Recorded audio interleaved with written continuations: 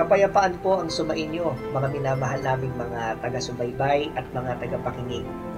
Ngayon ay muli nating pag-aaralan ang mga turo at aral ng Diyos na mababasa natin sa mga banal na kasulatan. Dito sa programang Ang Kabanal-Banalan.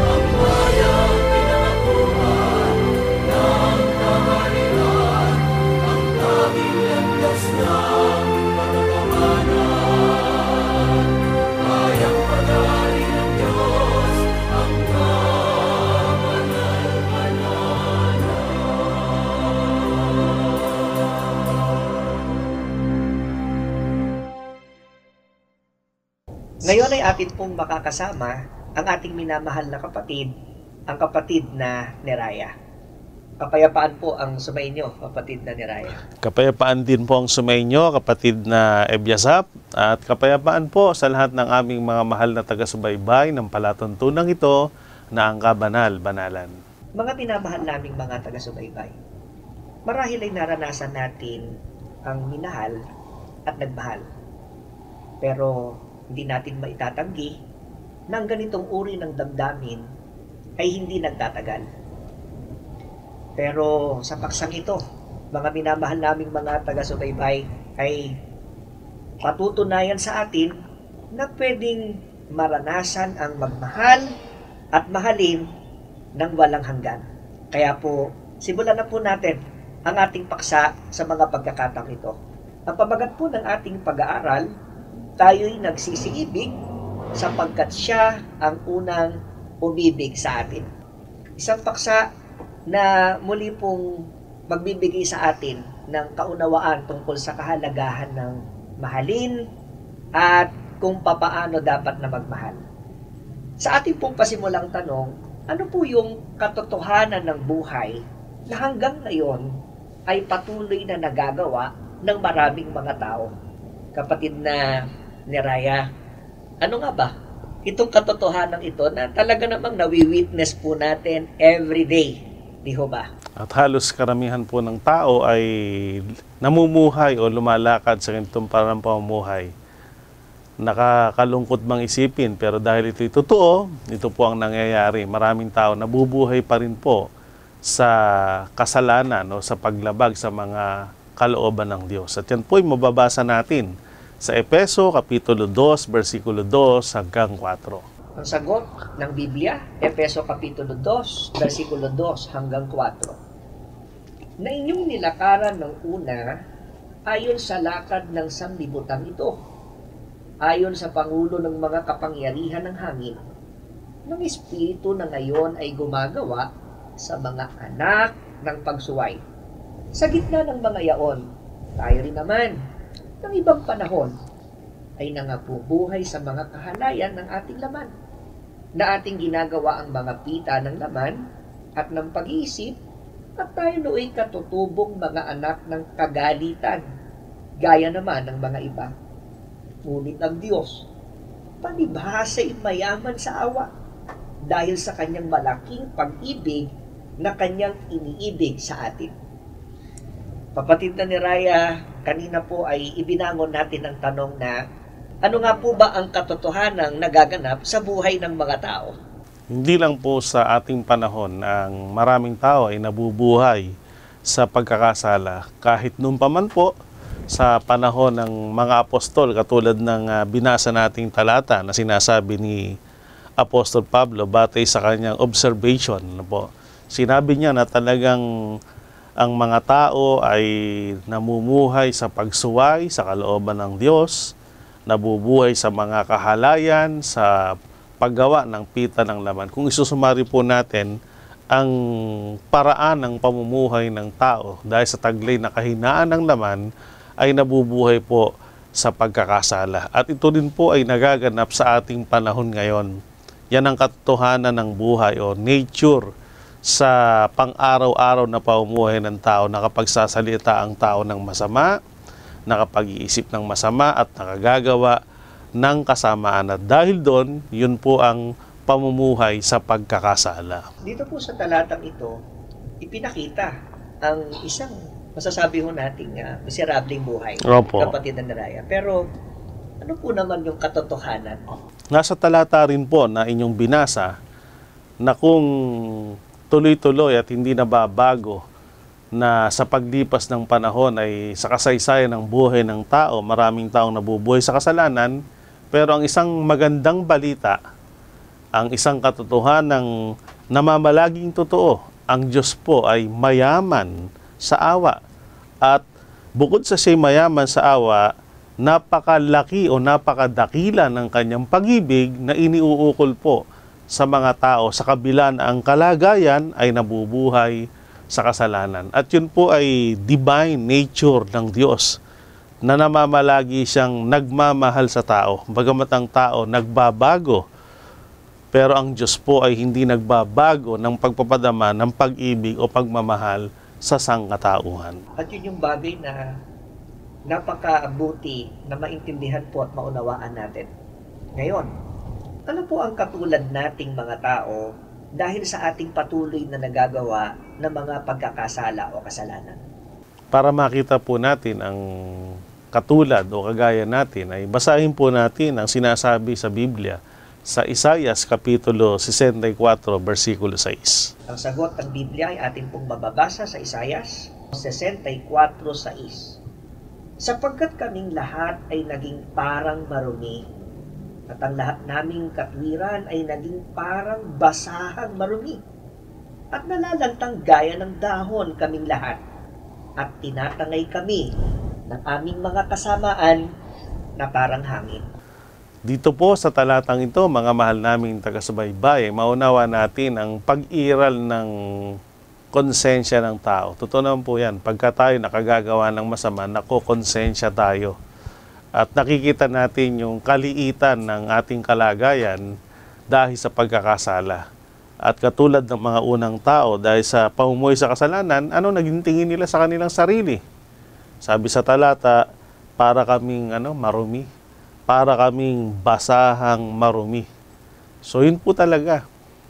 Parang masasabi nating napakalaki na ng kasalanan ko, hindi na ako rapat dapat sa Diyos, parang wala nang silbi o wala nang kwenta ang buhay ko dahil dito sa kalagayang aking ipinamumuhay ngayon, na bunga ng aking kahinaan, ako ay namumuhay o lumalakad sa kasalanan. So parang para makarelate po, lalo ang ating mga mahal na taga-subaybay, yun naman talaga totoong damdamin, di ho ba?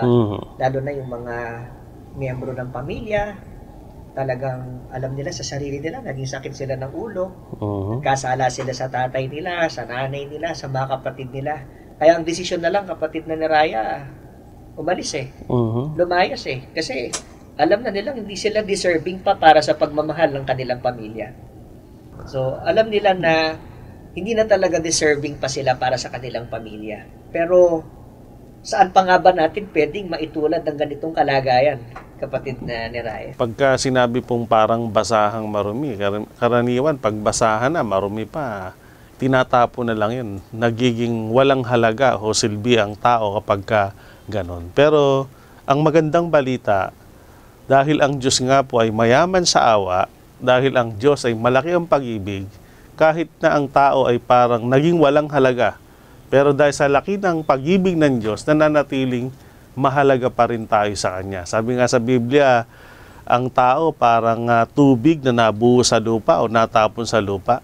Pero parang kung iisipin mo, napaka-imposible ng mapulot ulit siya na naitapon. Pero dahil sa pag-ibig ng Diyos, gumawa ang Diyos ng paraan upang siya na natapon ay huwag mamalaging tapon sa Kanya, kundi maialis siya doon sa kanyang naging aba o kaawa-awang kalagayan. Maibalik siya talaga sa talagang magandang kalalagyan o kalagayan. Kaya mga mahal naming mga taga-subaybay, hindi po o wala pong imposible sa pagmamahal ni Kristo. At kung atin pong tutuklasin pa ang mga katuruan at kadakilaan ng kanyang pagmamahal, paano nga ba ipinadama ng Diyos ang kanyang pagmamahal sa ating lahat ng mga tao na kanyang nilikha? Gumawa po ang Diyos, kapatid na Ebiasap, ng isang dakilang gawa na nagpapatunay ng kalakhan ng kanyang pagmamahal. At ipinaliwanag po yan ni Apostol Pablo sa Roma Kapitulo 5, versikulo 7 hanggang 8. Roma Kapitulo 5, versikulo 7 hanggang 8, narito po ang sagot ng Biblia. Sapagkat ang isang tao ay bahagya ng mamatay dahil sa isang taong matuwid.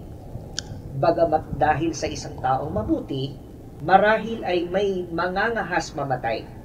Datapwat, ipinagtatagubili ng Diyos ang kanyang pag-ibig sa atin.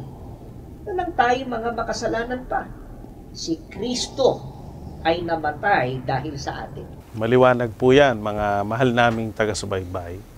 Sa ngalan ng pag-ibig ng Diyos sa atin para tugunan ang ating kalagayan, gaya ng ating narinig, ipinagtatagubilin sa atin ang pag-ibig ng Diyos. At ang isang gawa ng pag-ibig ng Diyos, nang siya magkatawang tao, ang ating Panginoong Kristo Jesus, niya, si Kristo, ay namatay dahil sa atin.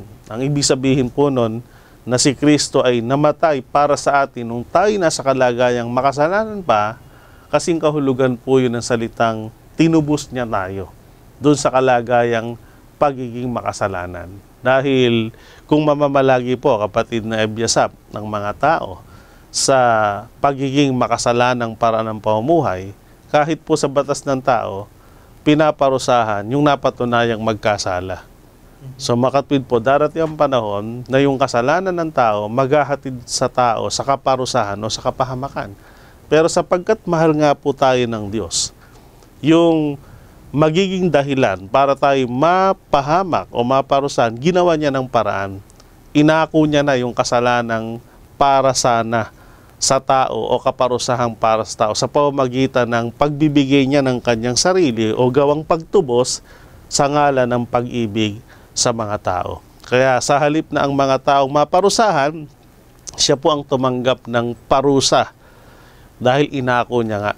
At sa pamamagitan ng kanyang banal na dugo, sapat yun para gawing pangtubos sa kasalanan o laki ng kasalanan ng tao. At ang pagbibigay po ng buhay, sabi sa Biblia, wala nang lalong dakilang pag-ibig kaysa rito na magawa mong ibigay ang iyong buhay alang-alang sa iyong minamahal. Yun po ang uri ng pag-ibig ng Panginoon sa ating mga tao. Siya ang unang nagpadama ng pagmamahal at ang gawa ay nagawa niya pong tubusin tayo sa ating mga pagkakasala upang tayo ay huwag maparusahan. Kaya mapapansin po natin dito, mga taga-subaybay, maiintindihan natin ang pagmamahal na ito ay hindi po pangkaraniwan, extraordinary. Kasi, kaya po nang binasa po natin kanina, yung pagmamahal, pwede mong magawa ito sa mga taong lovable po eh. Opo. Pagmahal, mabait.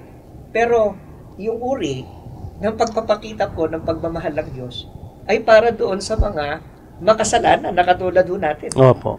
Kung ang bawat tao po ay magpapahalaga at sasampalataya sa pagmamahal ng ating pong Panginoong Diyos, ano po yung napakabuting future?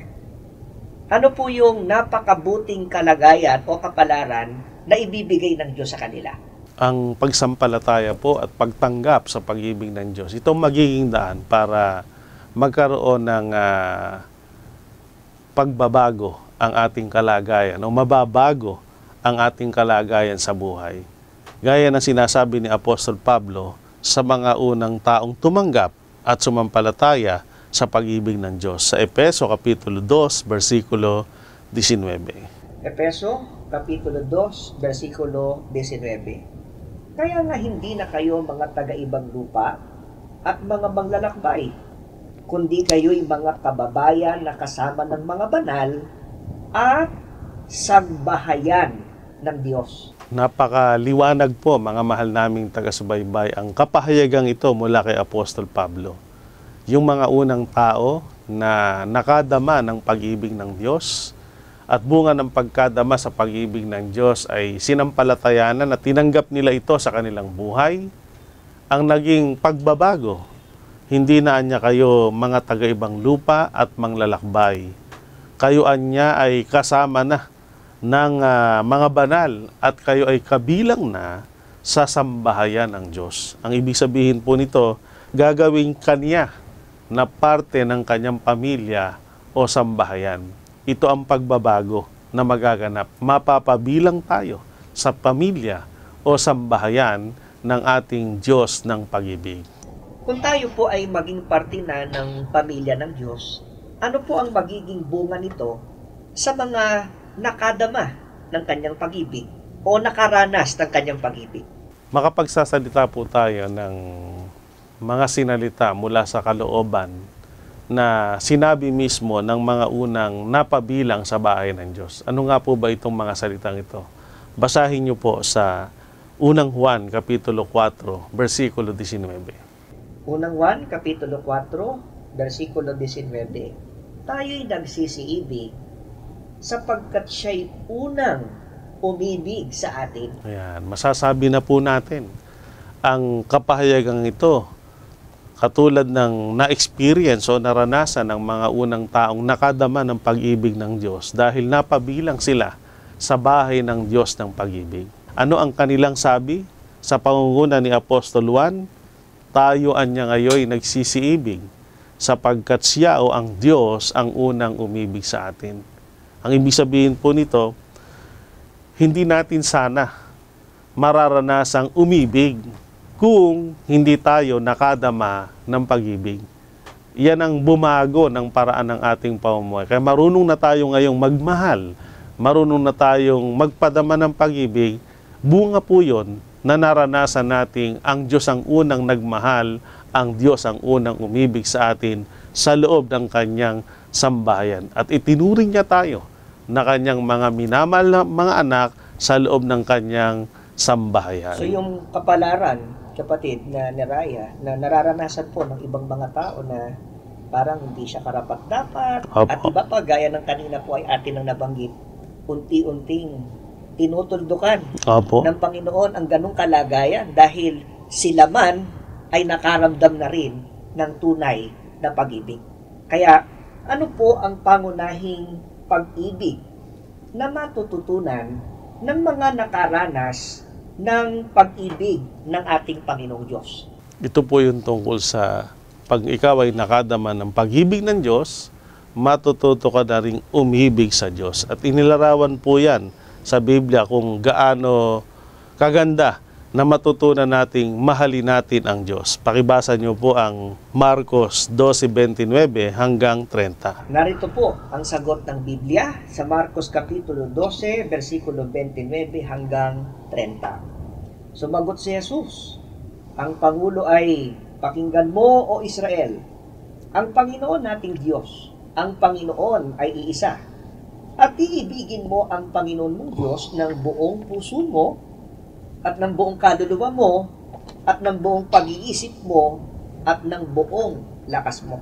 Yan po ang uri at pangunahing pag-ibig na natutunan ng mga pinag-ukulan ng Diyos ng pag-ibig. At totoo naman po yun. Kumbaga sa anak, nung mga bata pa tayo, dahil hindi pa tayo matured, lagi nating naririnig sa ating mga magulang, anak, mahal na mahal kita. So, natutuwa naman tayo dahil sinasabihan tayo na mahal tayo ng ating mga magulang. Pero hindi natin masyadong nauunawaan yung sinasabing yon. Pero nung tayo po ay lumaki na, pinalaki tayo sa pagmamahal ng ating mga magulang. Ginawa nila ang lahat para patunayang mahal na tayo, doon natin lalong naintindihan yung kadakilaan ng pag-ibig ng ating mga magulang. At dahil tayo nag-mature, ngayon, marunong na tayong magmahal sa magulang natin na nagmahal sa atin. Gayun din po ang Diyos. Dati naririnig lang natin ang greatest commandment, iibigin mo ang Diyos ng buong puso, buong kaluluwa, buong lakas. Alam lang natin yon. pero hindi natin naunawaan kung gaano ka-importante yon. Pero nung tayo po ay mag-matured na, dahil naranasan nating tayo pala ay inibig ng Diyos ng buong puso, buong kaluluwa, buong lakas. Kumbaga, sa lahat ng nilalang ng Diyos, tayo ang pinaka-importante at pinakamamahal niyang nilalang. Dahil doon, nagdulot po yun na ngayon marunong na tayong umibig sa Diyos at pinakasisikap natin ang Diyos ibigin din naman ng buong puso, buong kaluluwa, buong lakas, at buong pag-iisip. At hindi lamang po yun, di ho ba?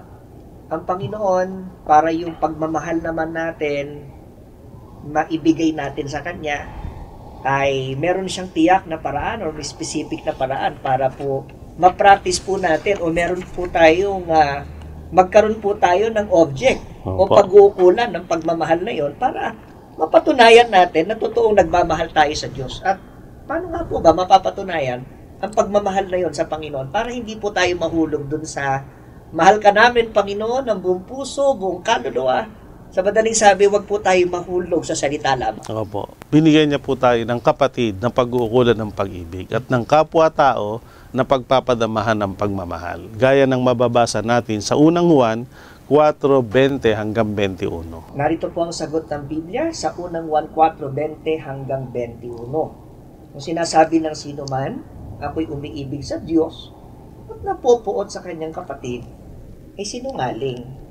Sapagkat ang hindi umiibig sa kanyang kapatid na kanyang nakita, ay paanong makaiibig siya sa Diyos na hindi niya nakita?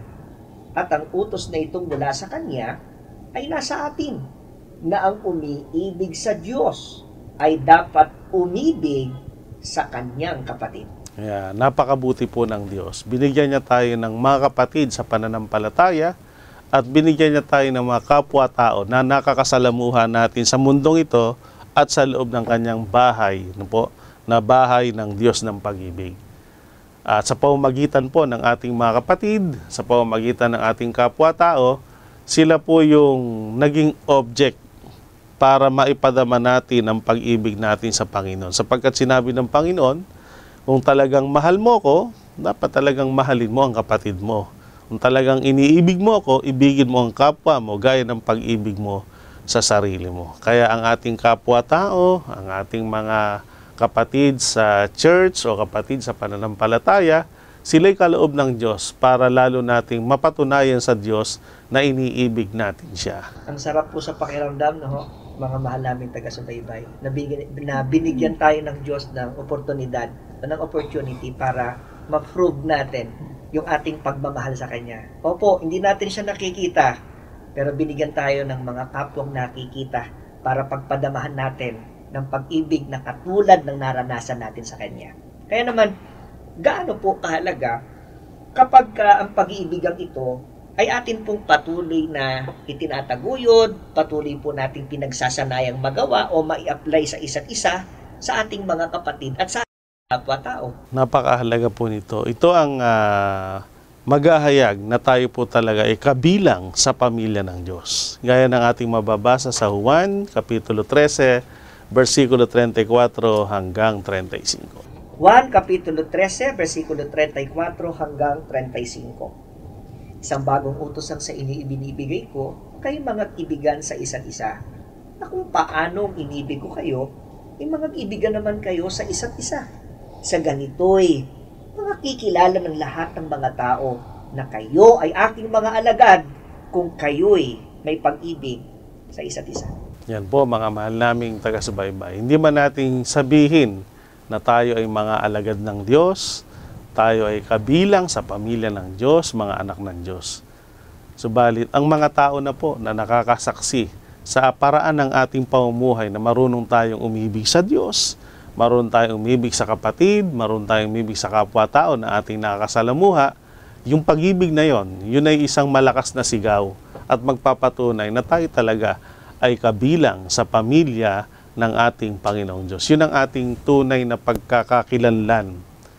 Kahit na 1,000 beses na sabihin nating alagad tayo ng Diyos, anak tayo ng Diyos, kung hindi naman tayo namumuhay sa pag-ibig, hindi po totoo yun.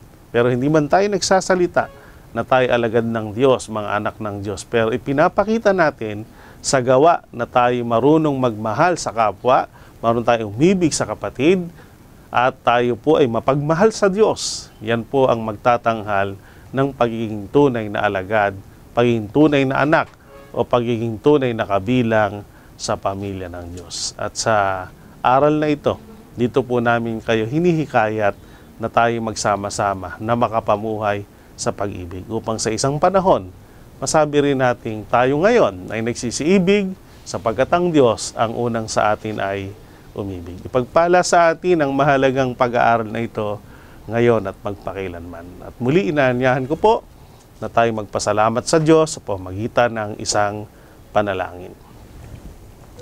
Dakilang Panginoon naming Diyos, muli kaming nagpapaabot ng maraming pagpapasalamat sa iyo dahil sa iyong mga kabutihan, kagandahang loob na patuloy mong ipinararana sa amin at kahayagan ng hindi nagbabagong pagmamahal ng iyong malaking pag-ibig na inuukol sa amin. At salamat dahil sa naranasan naming pag-ibig sa iyo, natuto naman kaming umibig sa aming kapatid, sa aming kapwa-tao at isang mahalagang kahingan upang kami maging kalugod-lugod sa iyong banal na paningin. Sana Panginoon, tulungan mo kami na makahikayat pa ng maraming taong makakasama naming makapamuhay sa pagmamahalan at maging daan ito ng mapayapang paraan ng pagsasama-sama sa mundo na aming ginagalawan. At dalangin naming bigyan mo ng mabuting pagkakataong lumaganap ang mga pagtuturong ito at magkaroon ng mabuting pagkakataong makarating ito sa maraming tao upang sila rin naman ay mga tuto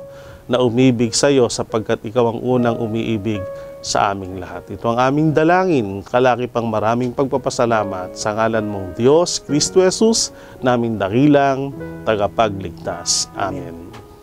Maraming salamat po sa inyong pagtangkilik sa palatuntunang ito ng Kabanal-Banalang Iglesia ng Diyos kay Kristo Jesus. Ang programang ito ay maaari ding mapanood sa pamamagitan ng Facebook Premiere, araw-araw sa ganap na 7 ng gabi. I-search lamang ang ating official Facebook page na MHC Media. Kung nais po ninyong mapanood ang iba pa naming mga pagtatanghal, mag-subscribe sa ating official YouTube channel na The Most Holy Church. Upang lubos po ninyong makilala ang Kabanal-Banalang Iglesia ng Diyos kay Kristo Jesus, bisitahin ang ating official website na www.mostholychurch.com. Para naman sa inyong katanungan, prayer request, o libreng Bible study sa inyong tahanan, tumawag o mag-text sa mga numerong ito. Sa Smart or Talk and Text, 0909-555-5009. Sa Globe or TM, 0926-383-0454. Sa Dito SIM, 0991-419-2027. Maraming salamat po!